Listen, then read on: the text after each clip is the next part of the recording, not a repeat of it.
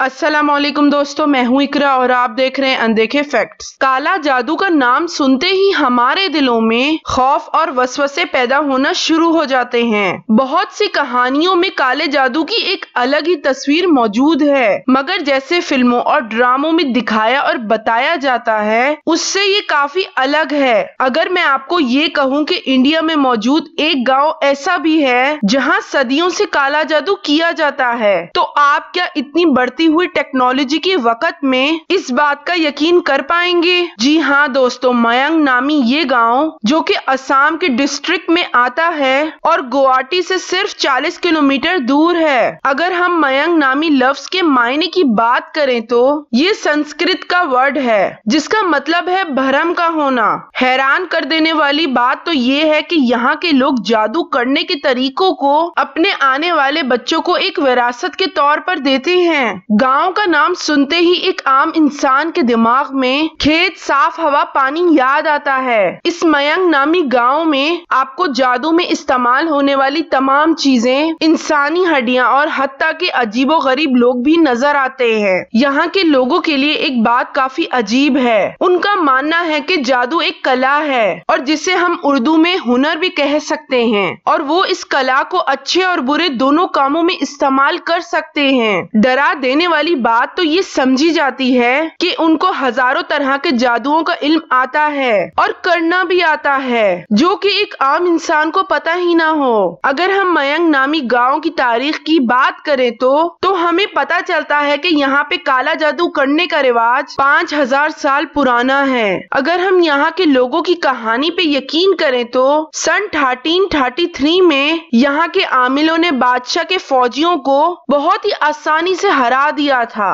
और ये तमाम फौज ऐसे गायब हुई कि मानो कभी ये थी ही नहीं। इसके अलावा औरंगजेब ने राजा राम सिंह को मयंग की सरजमीन पे कब्जा करने को कहा, तो फौज यहाँ के आमिलों और काला जादू करने के डर से यहाँ पे कब्जा करने ही नहीं गई। शायद इनके काले जादू में इतनी ताकत थी कि कोई फौज भी इनके सामने टिक ही नहीं पाई। इस गाँव में और कितने राज दफन हैं। यहाँ के लोग क्या कुछ कर सकते हैं ये अल्लाह के सिवा और कोई नहीं जान सकता। इसके अलावा अगर मैं आपको ये कहूँ कि दुनिया में काला जादू करने के लिए जो चीजें इस्तेमाल होती हैं उनकी एक मार्केट भी मौजूद है, तो क्या आप मेरी इस बात का यकीन कर पाएंगे? अफ्रीका के कैपिटल सिटी टोगो में मौजूद एक मार्केट है और हैरान कुन बात तो ये है यहाँ काला जादू में इस्तेमाल होने वाली तमाम चीजें मिलती हैं। हमने हमेशा बहुत सी मार्केट देखी होंगी जहाँ पे कपड़े और दीगर जरूरियाते जिंदगी में इस्तेमाल होने वाली बासानी चीजें मिल जाती हैं, मगर अफ्रीका में मौजूद ये एको डिसावा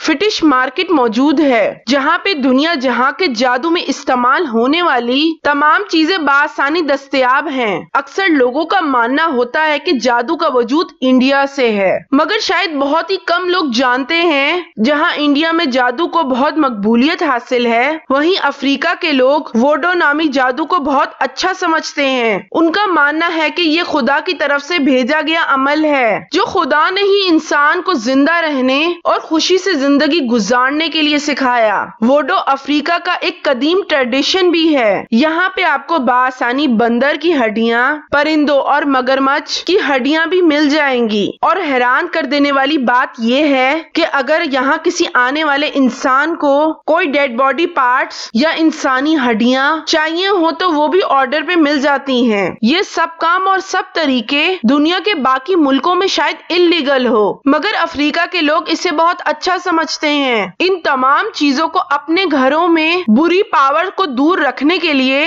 भी इस्तेमाल करते हैं। इसी तरह थाईलैंड में भी ब्लैक मैजिक बहुत मशहूर हो रहा है। यहाँ पे जादू को मुतह का नाम दिया गया है। मुतह के नाम से मशहूर होने वाला ये जादू भी वहाँ के लोगों को अपनी तरफ खींच रहा है। बहुत से लोगों का कहना है अंडों की बलि देना, जानवरों की हड्डियों में इस जादू को इस्तेमाल करना से उनकी तमाम मुश्किलात दूर हो रही हैं। वो बहुत से अजीबो गरीब तावीजों को भी पहनने लगे हैं ताकि उनके तमाम मसले हल हो सकें। उनका कहना है कि ये जादू ब्लेसिंग और विशिंग का काम करता है, जो शायद किसी को नुकसान पहुंचाने के लिए इस्तेमाल नहीं किया जा रहा, मगर कब गलत कामों के लिए इस्तेमाल होने लगे कोई नहीं जानता। हमारी वीडियो कैसी लगी हमें जरूर बताइएगा। वीडियो देखने का शुक्रिया।